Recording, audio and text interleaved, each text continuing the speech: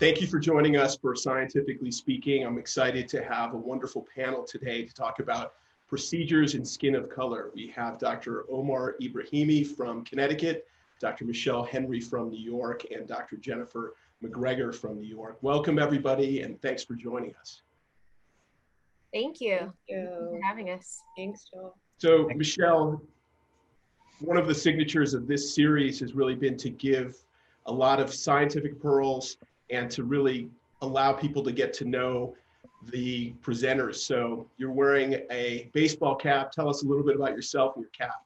Yeah, so hello everyone. I am Michelle Henry. I practice in Manhattan, New York, where I do the full range of dermatology, so everything from general derm to Mohs surgery to, of course, lots of lasers and cosmetics. I'm in a private practice called Laser and Skin Surgery Center of New York, and I teach the residents at Weill Cornell Medical College.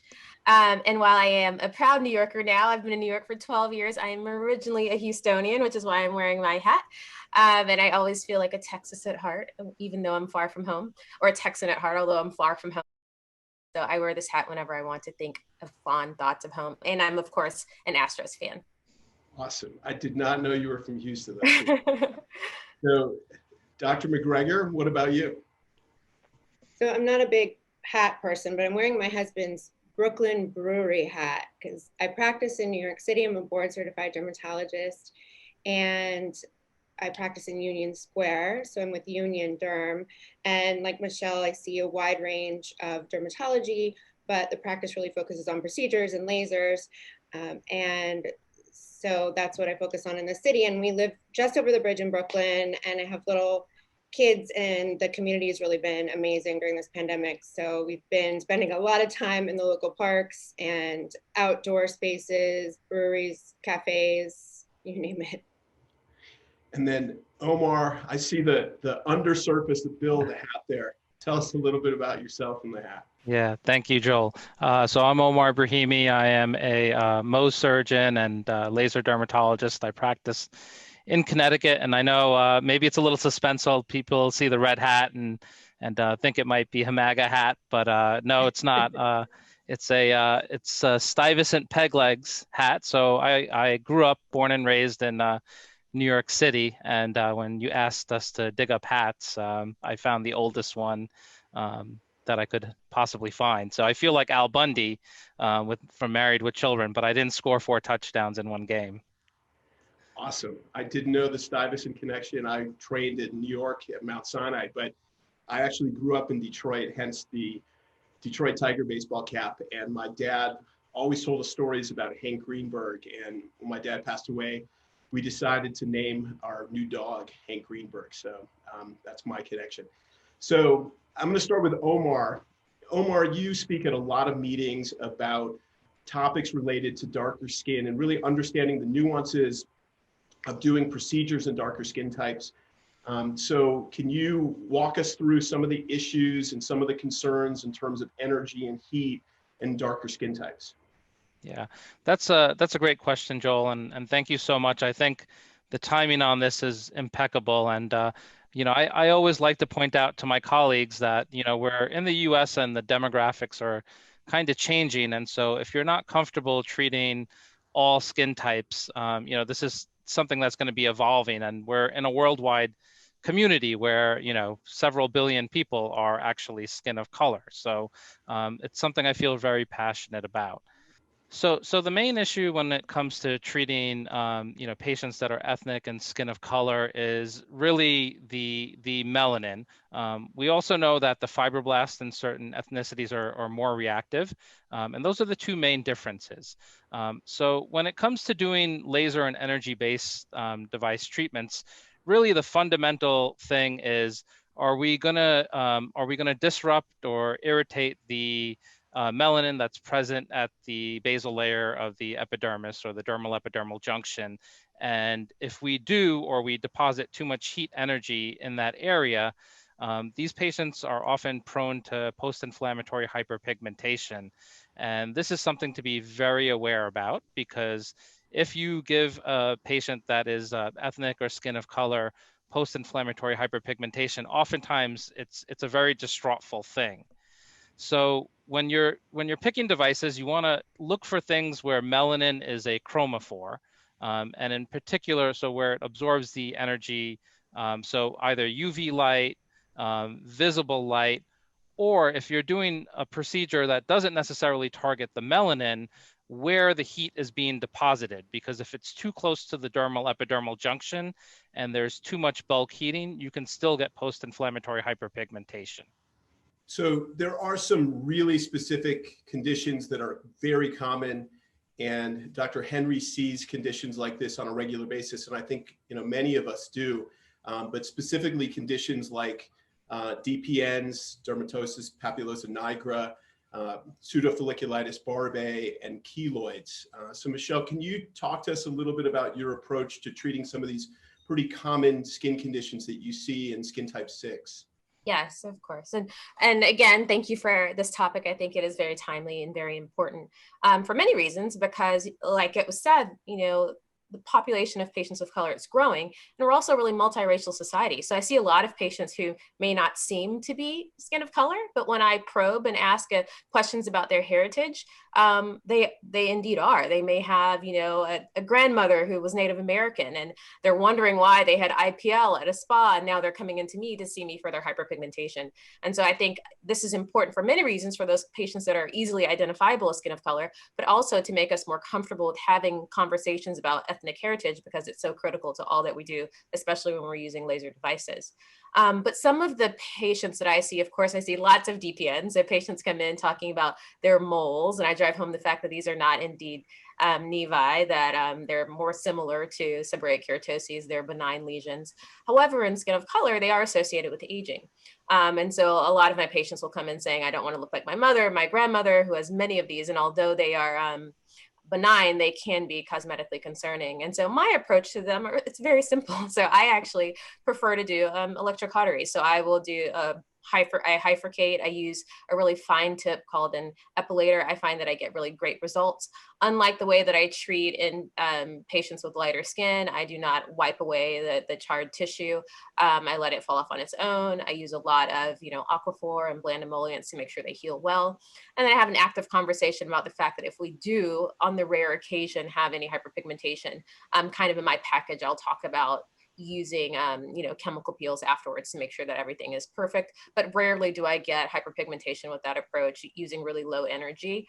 I know that some will use lasers in these patients, so either long pulsed KTP lasers or even Q switched lasers.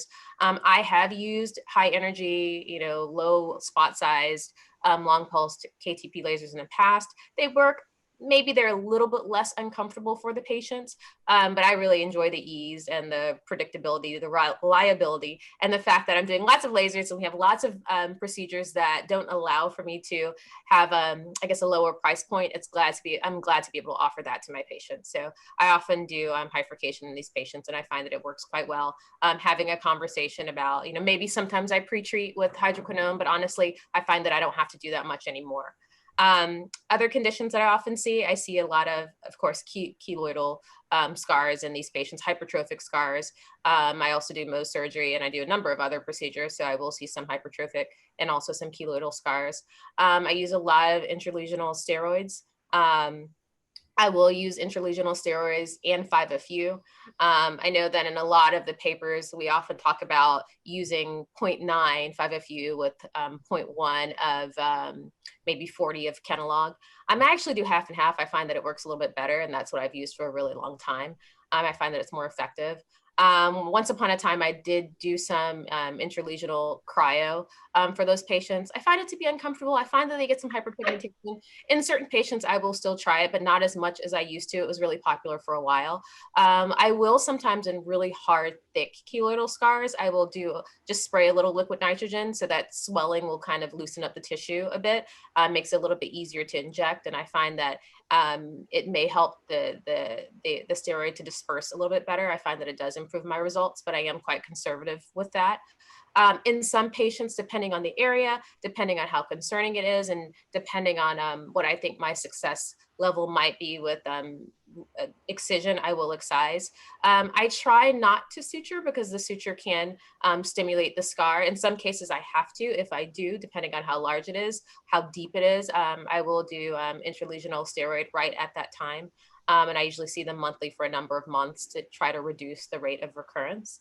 I see a lot of patients with melasma, and of course, lots of post-inflammatory hyperpigmentation. That's a big part of my practice. I start out conservatively in these patients because although we are in a large laser center, I tell them that laser is not always my first go-to, especially in patients of color, because we talk about the concerns of once we're introducing that energy to the skin, there is a higher risk of having hyperpigmentation or exacerbating their hyperpigmentation. So I usually give them a long spiel about, first doing no harm and doing the most conservative treatments. And so I do a wide range of topical treatments, everything from over-the-counter treatments to compounded hydroquinones, and I'll compound up to about 15%. Anything more than that, it really kind of falls out of the preparation and becomes really grainy and not elegant. But I can do up to about 15% with varying degrees of kojic acid or varying degrees of hydrocortisone, depending on how sensitive that patient is. I usually work my way up to that, but I can get quite good efficacy with that. There's a wide range of over-the-counter treatments that I use, but after I've exhausted topicals, I then graduate to chemical peels, and then I will graduate to doing some lasers. Some of the lasers that I will do, I will use something as simple as the Clarin Brilliant laser, which is kind of a low energy 1927, and I will use topical tranexamic acid with that. Sometimes I will use, interlesional tranexamic acid. I have that compounded at a pharmacy in the city, so that's another option. I use a fair amount of oral tranexamic acid in these patients with really great results. So there's a lot there that we can do for melasma. Shall I continue? I feel like I'm being really long-winded.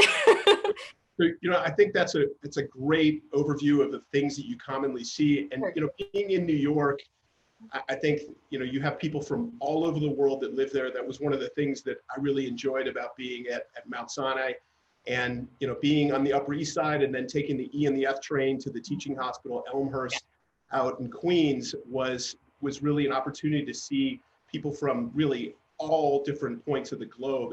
And I think Dr. MacGregor really works at a practice, and she herself has really developed a niche for really treating complications, especially in patients who've had laser procedures and light-based procedures. So Jen, tell us a little bit about some of the things that you see that Omar and Michelle touched on, particularly post-inflammatory hyperpigmentation, and how sometimes you actually use modalities that are lasers to actually treat this, even though a laser caused this in the first place. That's right, Joel, thank you. And touching on something that both Omar and Michelle pointed out, really, we see a lot of hyperpigmentation and hypopigmentation as well in the most difficult and unfortunate cases when the inflammation is just so severe that it damages the healthy melanocytes in the skin. And like Michelle said, you often have patients with mixed ethnic backgrounds, multiple races, and we really can't tell anymore by looking at someone. And I can tell you in my own family, I have mixed race children, and they look fair, but they are definitely a type 3 and possibly will behave like a Fitzpatrick type 4 skin when you start to treat them with lasers in this population. So there's oftentimes lurking problems, and we see this unfortunately in New York City. Focusing on lasers, I and my colleagues are often a referral center for problems when things go wrong, either inappropriate device, inappropriate parameters, or patient selection. So IPL, intense pulse light devices, have a broad range of wavelengths, and these are one of the most common reasons we see injuries and light-based injuries in the city. And this patient has very obvious redness and pigment disturbance. You can see stripes where her back is hyperpigmented from an injury at a local spa, and also some areas where the pigment is relatively lost. So we know that there's been some damaged melanocytes there, as well as some remaining redness. So the treatment here will be to treat with anti-inflammatories, either LED lights, short treatments to calm the erythema and inflammation, and topical corticosteroids and anti-inflammatory until the erythema is resolved and of course the tissue is epithelialized. And then I'll use a very, very low density, either 1927 nanometer fractional device or just a non-ablative fractional device. And the key is really low density.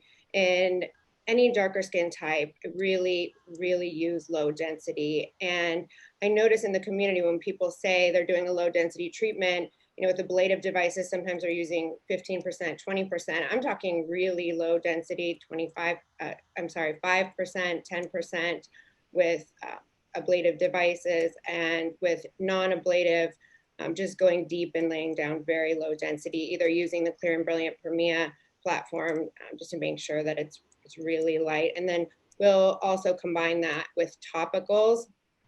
When the pigment is lost, it's actually a lot more difficult than treating the hyperpigmentation, getting the hyperpigmentation to fade. And so these we're really using a very low density fractional device to attempt to get healthy melanocytes from neighboring skin to migrate along the microthermal zones from the laser into the areas of hypopigmentation. And we have 2 cases of this and several more we've seen since that we've published in Derm Surgery, showing that you can actually achieve a faster resolution using a combination of fractional lasers and topical bimatoprost. So we have people actually using bimatoprost twice a day in between these low density non-ablative fractional laser. And usually they're able to repopulate at least partially. In scarring, it's sometimes incomplete, but a lot of times we can get full resolution in these laser injury cases using this combination.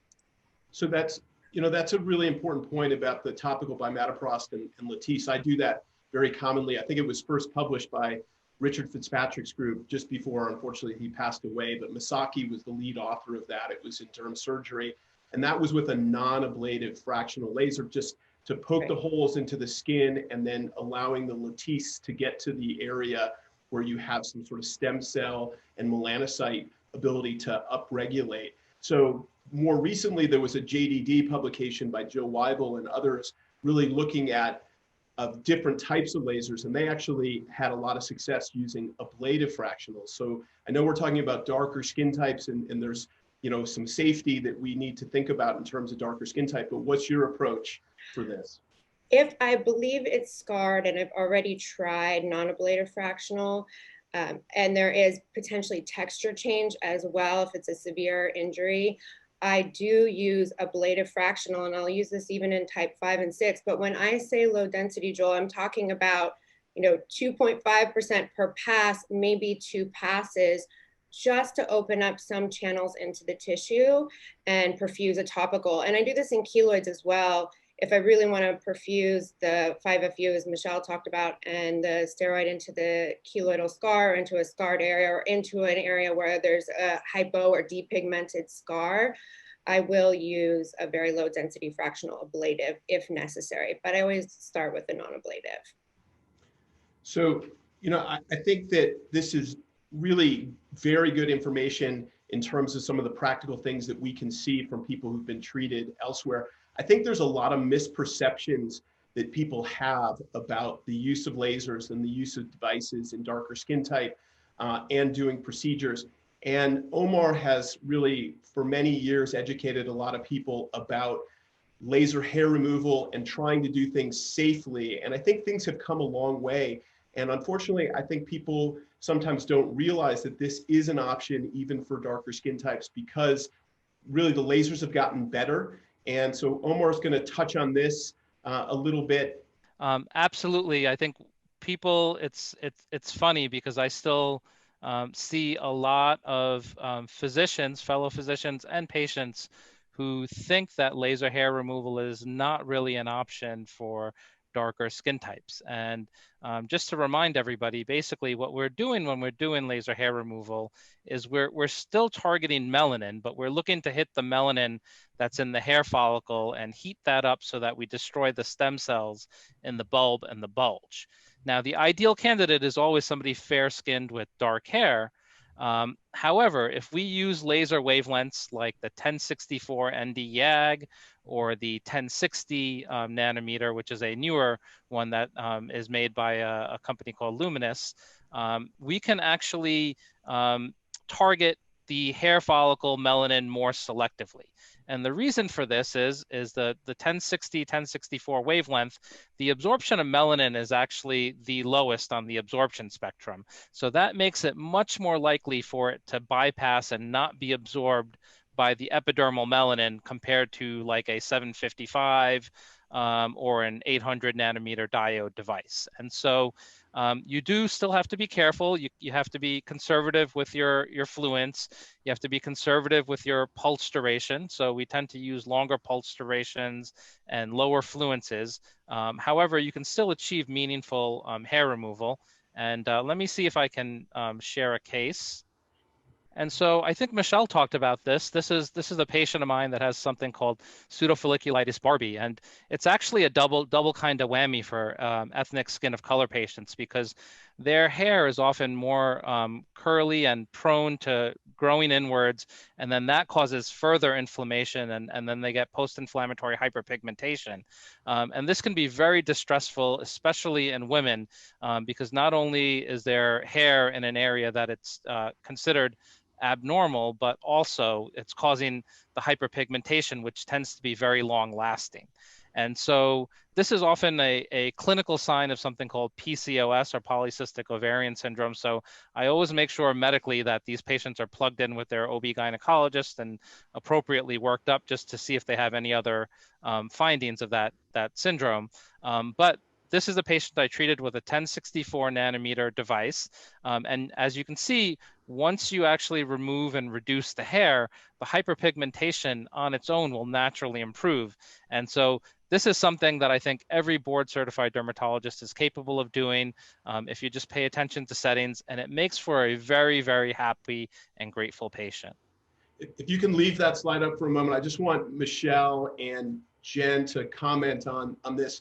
You know, a lot of times patients don't, again, realize that lasers are an option for this, and they have tried topicals. So, you know, what's your topical approach to this, from topical antibiotic and benzoyl peroxide to glycolic, et cetera? So I guess personally, what I often use with these patients, I really like to do retinoids in this patient population. It just helps to regulate the skin turnover. It helps with hyperpigmentation. It's well tolerated.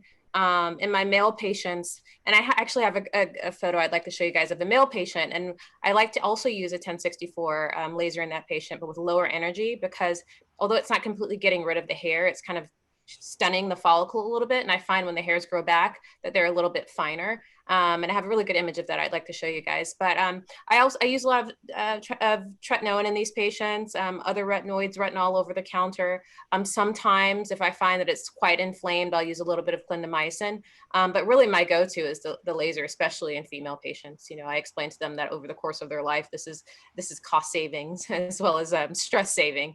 And I, of course, have them worked up as well. And Jen, what about you? I will do exactly what Michelle pointed out, and I will add to that. I will add a small amount of benzoyl peroxide just for anti-inflammatory effect. I like to use these as cleansers in the shower, short contact, 5 minutes, have them rinse it. And I use topical tretinoin, and I actually compound topical tretinoin with niacinamide, which just to help restore the skin barrier and enhance tolerability. And I find in these patients, you can go right up to 0.1% topical tretinoin along with the niacinamide. And then, as Omar pointed out, the 1064 nanometer wavelength. One of the things I see in New York City very frequently is practitioners that have shorter wavelength devices thinking that they can adjust the settings for a darker skin type. And in types 5 and 6, you know, even if the company says that this is a good approach, it really is not a good approach. And I see my colleagues nodding, because we see injuries with this all the time, trying to push one device to do all the things, and people often get into trouble with this. So in this patient, I would say 1064 nanometer long pulse laser is really your only option. You know, I will add, in Colorado, we have the Air Force Academy here, and the military has very strict rules about beards and things like that. So this that I have here wouldn't exactly fly for most people, but one of the parts of the pathogenesis is just shaving very short leads to the curvature of the hair, which is very irritating to the skin. And one of the things that we as dermatologists have to do sometimes is actually write a letter so that people can actually leave their beard a little bit longer, or at least have something that's not as close a shave that can contribute to the curl causing this sort of condition. So Omar, you have other great cases, so we'll let you go ahead. Another one, you know, we were talking earlier about paying attention to the device you're using, and you know, if it affects melanin. There's a whole host of energy-based devices that we use that are technically color blind or you know, safer for using in all skin types. However, you do still have to tread with caution, and you can get complications in lighter skin types as well as darker skin types with these patients. But here's a African American male patient that I treated with something called monopolar RF. The device name is TrueSculpt. It's made by Cutera, and you can see over here on the lower abdomen, we lined up 6 of their applicators. It's a 15-minute treatment, and these are the results about 90 days later. And the patient actually had a weight gain, but you can see here there's less overhang with it. And so, you know, body contouring has really kind of exploded over the last 10 years. And you know, it's interesting because you know, I think patients of all ethnicities, everybody wants their body to look as good as possible, and so it's nice to be able to offer that. And just for contrast, you know, here's a African American female that I treated with cryolipolysis. This is the Cool Sculpting device, which is made by Allergan Aesthetics, and this actually uses cold. So again, in theory, it is color blind. And we treated the lower abdomen here, and you can see it's a modest but you know, enough of a result that the patient feels happy and you know, is satisfied with the outcome.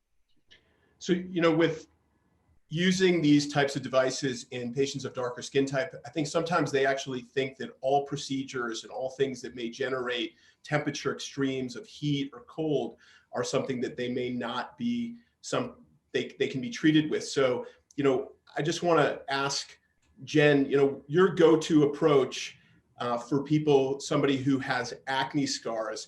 You know, I think there is a lot of area where radiofrequency is used, and Omar showed a really nice case, but radiofrequency, fractional radiofrequency on the face for people with acne scars of any skin type has really been a huge success in our practice. So, you know, I want to ask you what your first approach is for people with acne scars on the face, more so than the back or the chest. And then, you know, secondly, you know, how do you really talk to them about really a combination of procedures in terms of using lasers and using radiofrequency devices? So if the scars are relatively superficial, so superficial depth box scars or fairly desensible, I will use lasers. I'll use fractional lasers. Again, in darker skin types, the density, I make sure to drive the energy as deep as possible for fractional non-ablative devices. And I'm really, really careful with the density. I start at some of the lowest density treatments that the device will allow and see how the patient's skin reacts, treat with just topicals in between, and then we'll actually proceed from there with multiple sessions. I also use fractional radiofrequency. I have used, but now I'm using more RF needling, radiofrequency needling devices to get those moderate depth and deeper scars. And I'm using those every 3 to 4 weeks. and they're fantastic in that they'll just bypass the epidermis altogether. And then I use the insulated tip devices to just make sure I'm focal RF, deep dermis, and getting the scar remodeling there. And I combine those after several sessions with hyperdilute fillers to restore a little bit of that depth and collagen remodeling and new elastic tissue. And it's really rejuvenating the skin as well from the depth. So I do that more frequently in deeper scars just to restore some of the volume and skin quality after the fractional RF needling. So in a patient like this, I frequently use the Genius RF system, and Omar's been involved with that as well. In fact, he was the lead author on a paper that we did together showing acne scar improvement, and the patient with the most impressive improvement was his. And I have that as a handout to patients, making sure that his name is on those pictures, but it's a PDF of the article that really we show patients, because I think that there's a lot of question about this among everybody in the community when people go to spas or patients are given information by somebody who may not be a board certified dermatologist. And this is a really reliable option for people who don't want downtime and want to see really nice improvement. So Omar, talk to us about your sort of combination. My approach is really for people who don't want downtime. I use the Genius RF. And then when people understand that they do need some downtime, I'll use an ablative fractional erbium very focally, and then sometimes use some topical Sculptra drizzled over that. So I'll give you a chance to comment on this patient here. Yeah, no, thank you, Joel. That was a lot of fun doing that paper, and you and I have been early adopters of this RF microneedling. And, you know, as a dermatologist, honestly, I think this is one of my favorite things to treat, because these patients are often so affected by these acne scars and often feel hopeless. My approach is, you know, very identical to yours and what Jen kind of outlined. I really like this RF microneedling class. I use the Genius device. These are microneedling radiofrequency devices where the needles actually go in, and as Jen said, they're insulated. So the energy is just delivered at the tip, and you have the ability to control the depth. So you can, as a clinical dermatologist, look and think about where in the skin you're trying to target and hit these scars. Usually they're in kind of the mid-dermal area. And then give it multiple passes. So I usually like to do about 3 passes on their first treatment. And then as they tolerate it well and the downtime is acceptable to them, we might become a little more aggressive with those. But exactly as you said, if they have the ability to tolerate a little more downtime, I might add a little bit of an ablative laser. And as you talked about with the topical drug delivery, adding a little polyl-lactic acid or Sculptra on top of it often gives you a little extra oomph. So, you know, the ability to treat this in all skin types is really amazing. And I think having the RF microneedling has really expanded my ability to treat these patients much more confidently without worrying about hyperpigmentation.